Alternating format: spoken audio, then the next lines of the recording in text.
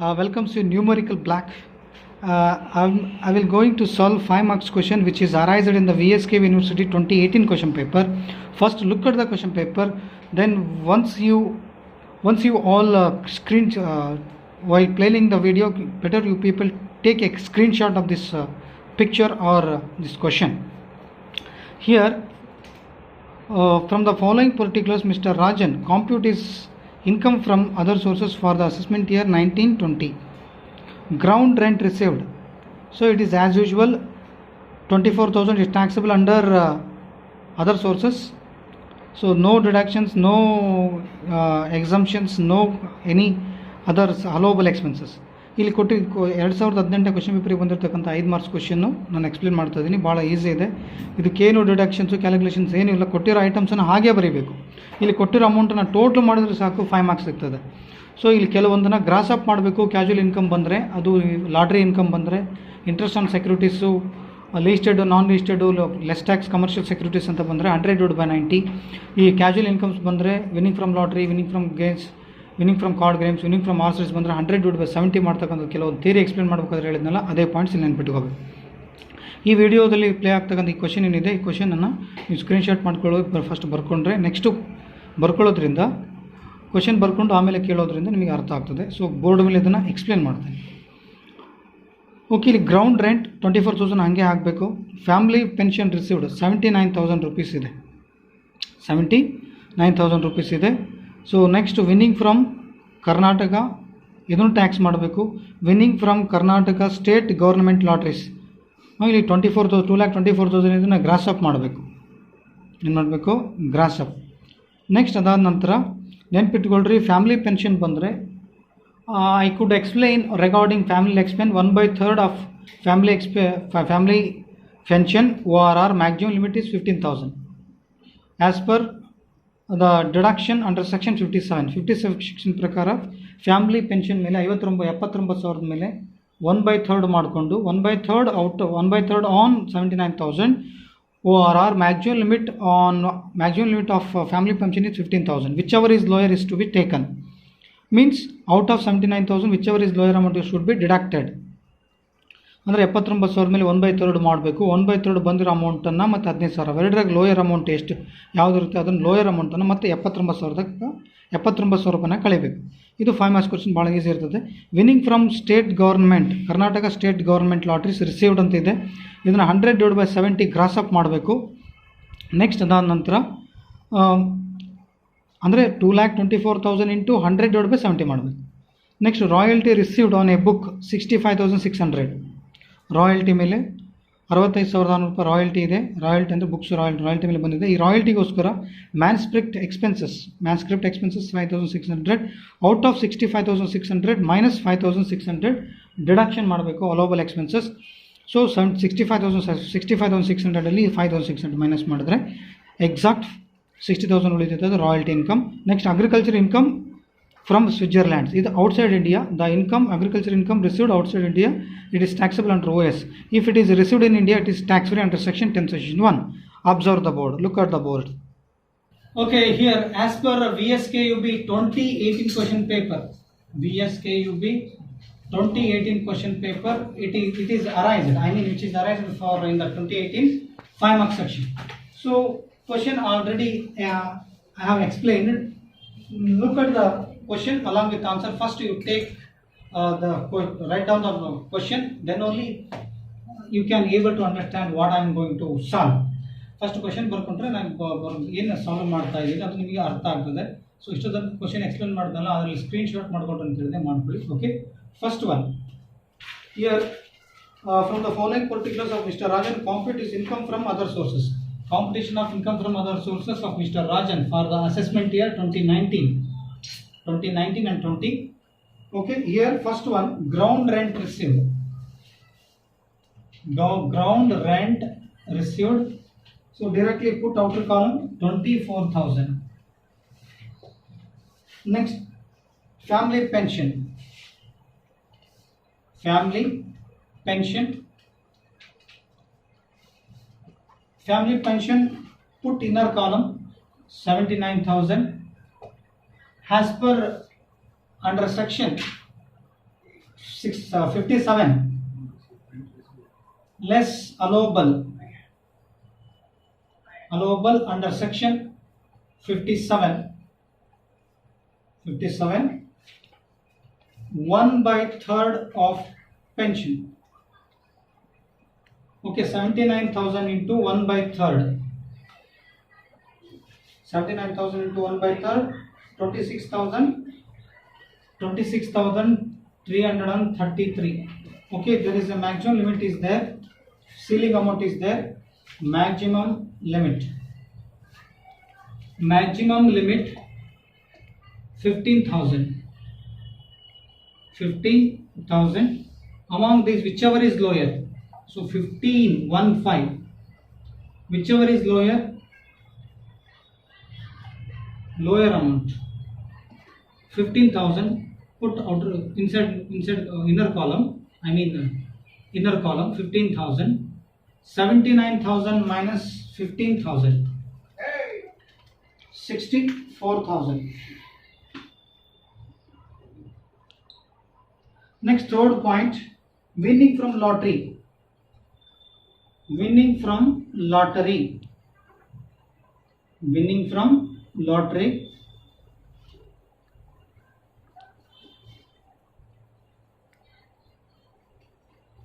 Winning from lottery.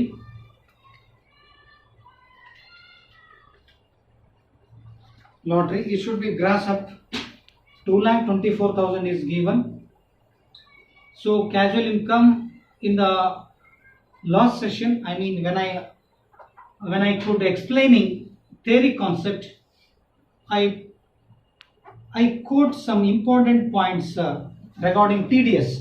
Casual incomes TDS has 30%.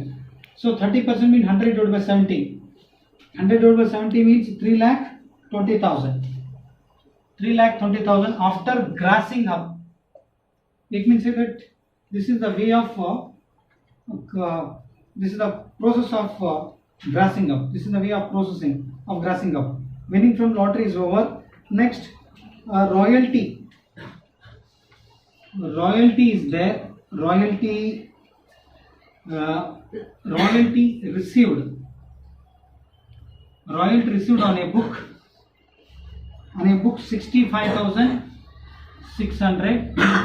So there is a manufacturing expense, manuscript expense is there.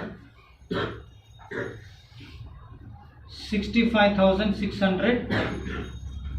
Some allowable expense is there.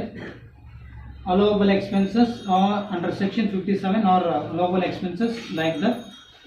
ಇದಕ್ಕೆ ಕೆಲವೊಂದು expenses ಖರ್ಚು ಮಾಡಿದ್ದಾರೆ. Winning from lottery ಬಂದರೆ gross up ಮಾಡಬೇಕು. Theory ಹೇಳಬೇಕಾದ್ರೆ TDS ಹೇಳಬೇಕಾದ್ರೆ casual incomes ಅಂತ ಬಂದರೆ winning from lottery, winning from casual puzzles ಗೇನ್ಸ್ಗೆಲ್ಲ 30% ಮಾಡೋಕೆ ಹೇಳಿದೆ TDS. ಇಂಟ್ರೆಸ್ಟ್ ಆನ್ ಸೆಕ್ಯೂರಿಟೀಸ್ ಬಂದರೆ 10% ಮಾಡೋಕೆ ಹೇಳಿದೆ 100 divided by 90.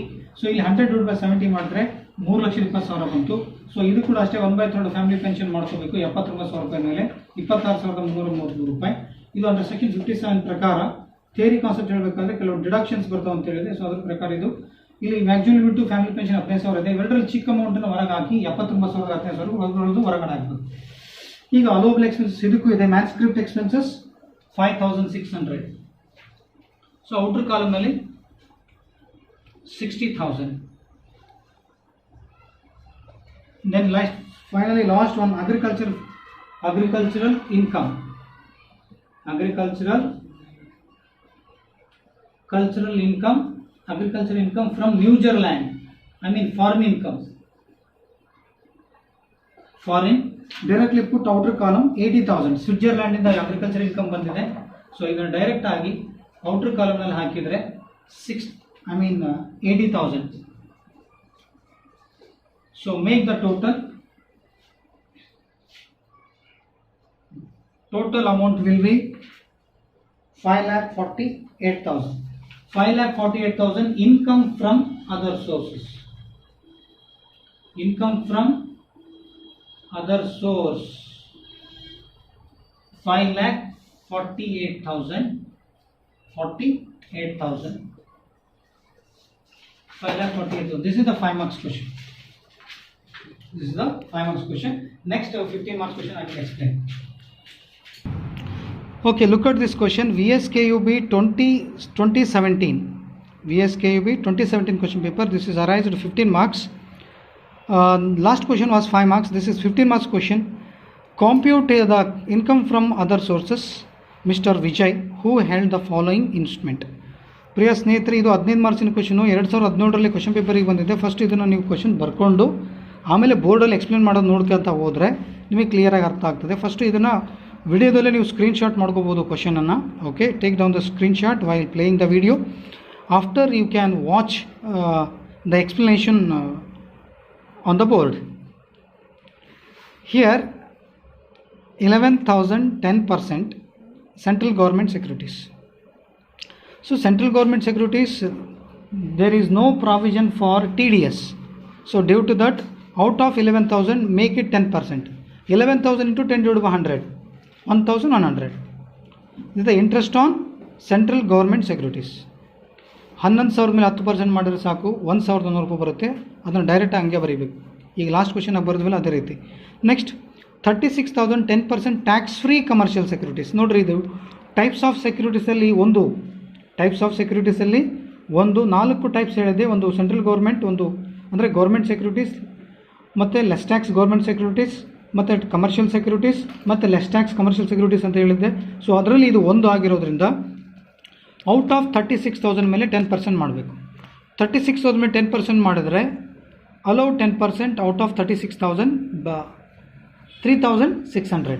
The 3,600 into 100 divided by 90. This amount should be gross up. ಯಾಕಂದರೆ ಗ್ರಾಸ್ ಅಪ್ ಮಾಡಬೇಕು. ಕೈಂಡ್ಸ್ ಆಫ್ ಸೆಕ್ಯೂರಿಟೀಸ್ 4 ಕೇಳಿದ್ನಲ್ಲ, ಅದರಲ್ಲಿ ಒಂದು ಇದು. ಅದಕ್ಕೋಸ್ಕರ 100ಅಲ್ಲಿ 90 ಮಾಡಬೇಕು. 100 divided by 90 ಮಾಡಬೇಕು. ಅಂದರೆ first 36,000 into 10 divided by 100 into 100 divided by 90. ಅಂದರೆ 36,000 ಮೇಲೆ 10% ಮಾಡಿದ್ರೆ 3,600. ಆ 3,600 ರೂಪಾಯಿ ಮತ್ತು ಬರೋ ಅಮೌಂಟ್ ಮೇಲೆ 100 divided by 90 ಮಾಡಬೇಕು. Shortcut 36,000 into 10 divided by 100 into 100 divided by 90 ಮಾಡಿಕೊಂಡ್ರೆ ಸಾಕು. ಇದಕ್ಕೆ ಈ ಬೋರ್ಡ್ ಮೇಲೆ ಹೇಳ್ಕೊಡ್ತೀನಿ. Next ₹7,200 received as interest on tax free public limited company securities. ಇದನ್ನು ಕೂಡ ನೀವೇನು ಮಾಡಬೇಕು, ಗ್ರಾಸ್ ಅಪ್ ಮಾಡಬೇಕು. ಇದು ಕೂಡ ಟ್ಯಾಕ್ಸ್ ಫ್ರೀ ಅಂತ ಹೇಳ್ತಾನೆ. 7,200 into 100 divided by 90. 100 divided by 90. Interest on tax free public limited company in bracket 7,200 into 100 divided by 90. Next, ₹8,000 received being interest on Karnataka state government securities.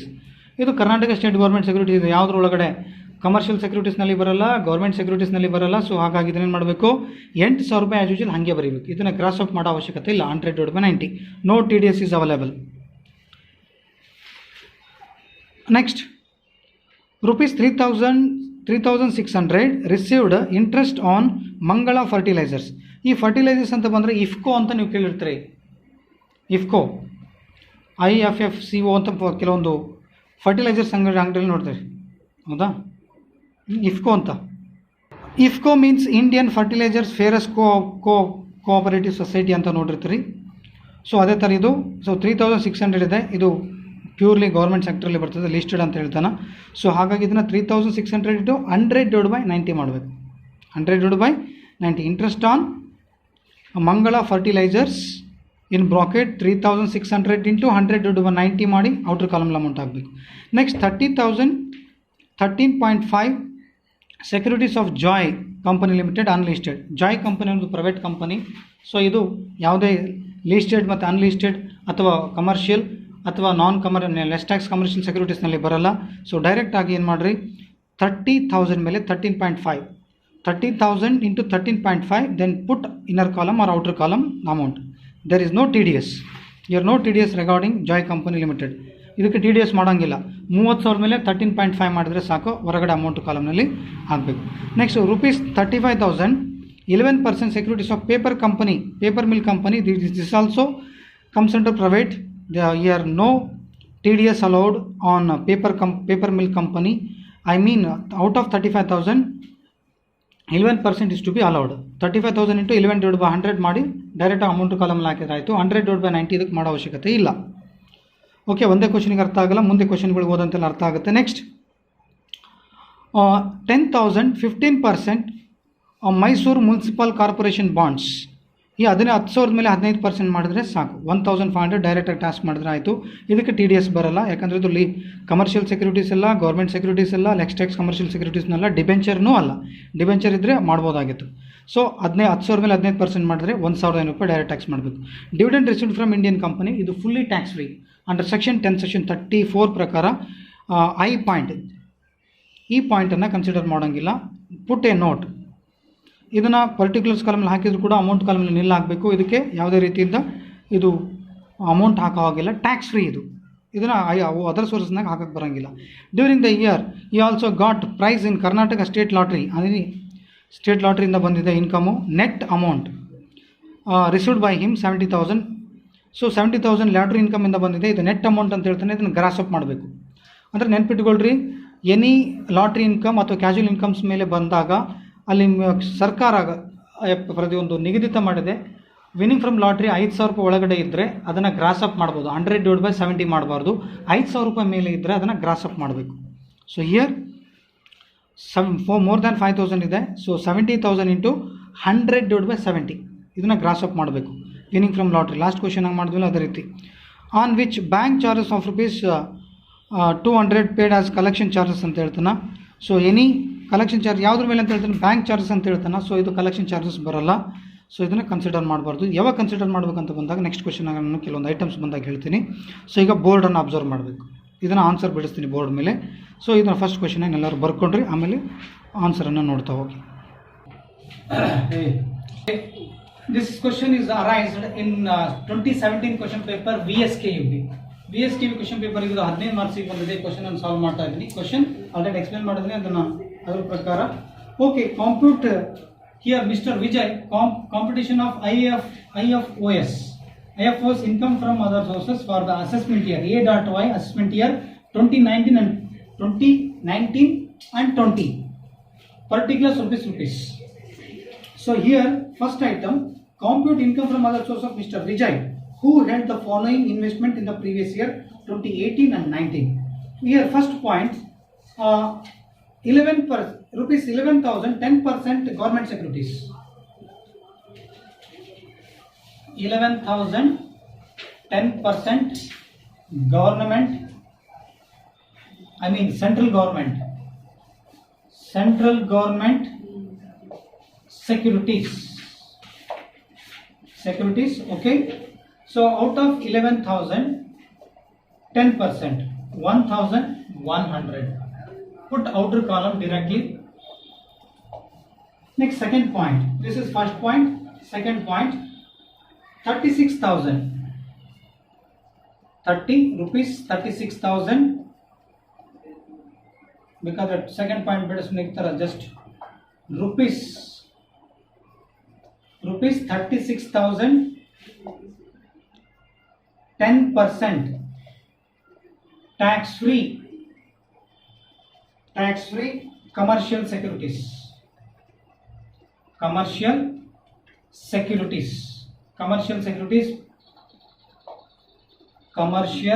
securities 36,000 into 10 divided by 100. The balance will be 3,600. The balance will be 3,600. 36,000 into 10 divided by 100, balance 3,600. It means it is commercial security. You commercial security ಆಗಿರೋದ್ರಿಂದ 10% ಏನು ಮಾಡಿರ್ತೀರಿ, ಆ 10% ಮಾಡಿರ್ತಕ್ಕಂಥ 3,600 ರೂಪಾಯಿ ಬರುತ್ತೆ. ಇದು tax free commercial security ಆಗಿರೋದ್ರಿಂದ ಇದಕ್ಕೆ TDS ಮಾಡಬೇಕು. 100 divided by 90, 9 36, so 4,000.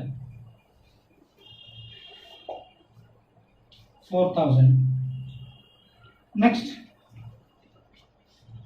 third point, rupees 7,200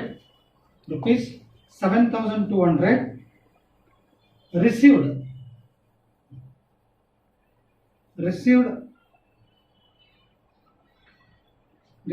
as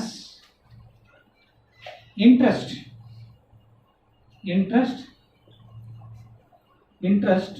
on tax free public limited company. Public Limited Company. So 7,200 should be indexed because tax free ಅಂತ ಕೊಟ್ಟಿರೋದಕ್ಕೋಸ್ಕರ ಟ್ಯಾಕ್ಸ್ ಫ್ರೀ ಸೆಕ್ಯೂರಿಟೀಸ್ ಬಂದರೆ 4 types of securities ನಾನು theory explain ಮಾಡಬೇಕಾದ್ರೆ ಹೇಳಿದ್ದೀನಿ. So 4 types of security ಒಂದು security ಆಗಿರೋದ್ರಿಂದ so 100/90 ಮಾಡಿದ್ರೆ 8,000. So 8,000 put on outer column. Here first column use ಆಗ್ತಾ ಇಲ್ಲ. I think ನಮ್ಮ ಪ್ರಕಾರ ಯೂಸ್ ಆಗಲ್ಲ ಅನ್ಸುತ್ತೆ. Next point, rupees 8,000 received. Rupees 8,000 received being interest on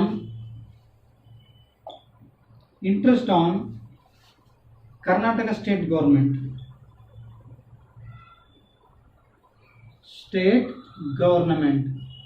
So there is no TDS allowed at the rate of 10%. So directly put outer column 8,000. Next point, rupees 3,600. Rupees 3,600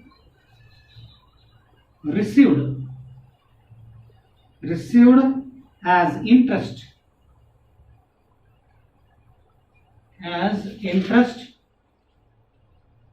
on Mangala fertilizers.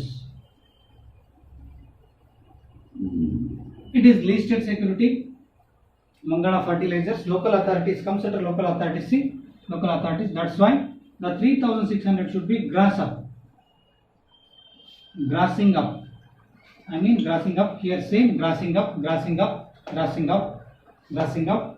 So here also grassing up. So 3,600 into 100/90 because it is a security. ಇದು security ಆಗಿರೋದ್ರಿಂದ ಮಂಗಳ fertiliser ಅಂತ local authority ಒಳಗಡೆ ಬರ್ತದೆ. So ಇದು ಕೂಡ ನಾವು 4 types ಮೇಲೆ ಒಂದು ಸೆಕ್ಯೂರಿಟಿ ಆಗಿರೋದ್ರಿಂದ 100/90 ಮಾಡಿದ್ರೆ 4,000. ಓಕೆ, ನೆಕ್ಸ್ಟ್ ಉಳಿದ ಪಾರ್ಟ್ ಅಲ್ಲಿ ಎಕ್ಸ್ಪ್ಲೇನ್ ಮಾಡ್ತೀನಿ. Next rupees 30,000 received 13.5%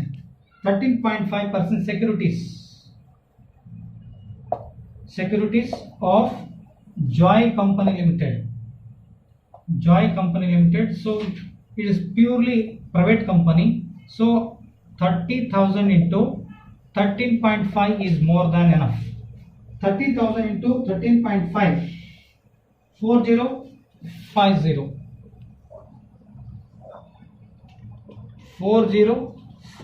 outer column item. This is rupees.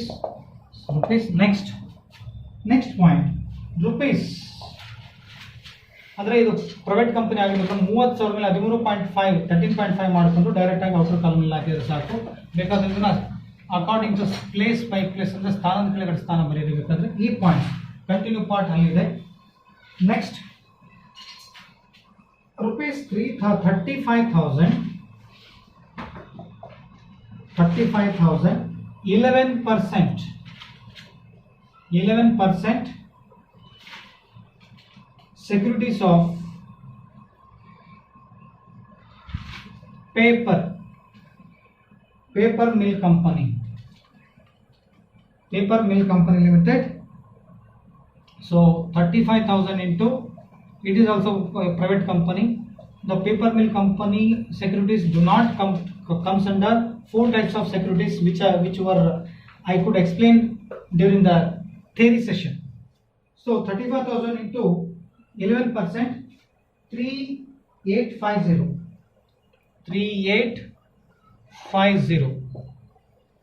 Next, rupees 10,000 15%, Mysore Municipal Corporation bonds.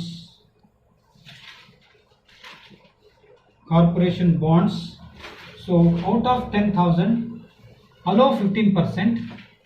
10,000 ಮೇಲೆ 15% ಅಲೋ ಮಾಡಿದ್ರೆ 1,500. Then finally last item, there are two items. There is a last there are two items are there, but dividend from Indian company,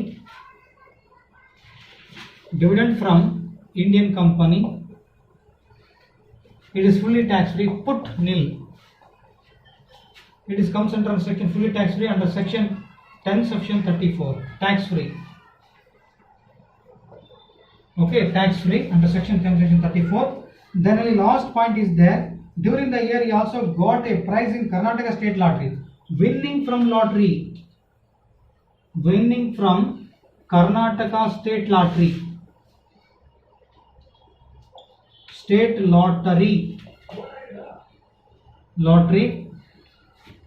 so amount is 70,000. Here net value is given, so it should be gross up. So grossing up 70,000 into 100 divided by 70, because TDS is allowed on casual incomes 30%. So amount will be 1 lakh. So apart from this, there is one item is there. Bank charges rupees 200 paid as an collection fees is totally disallowable here. So that's why it is not an allowable expenses. If it is allowable expenses, out of gross interest or gross income, we have to deduct interest on bank charges rupees 200. So make them total. So balance total amount will be 1,34,500. 1,34,500. This is the income from other sources. This is 15 marks question. As per VSKUT, income from other sources. So write down two notes. First one, dividend from India. After completion of this, you can write down here notes, important notes. So first one, dividend from Indian company is fully taxed under section 1031. Note number 1. Bank interest. Bank charges rupees 200 paid as collection fees. It is totally disallowable. These are the important notes by after completion of this presentation. Okay, thank you so much. Doubts, please get back to me via mail or text message or in the WhatsApp.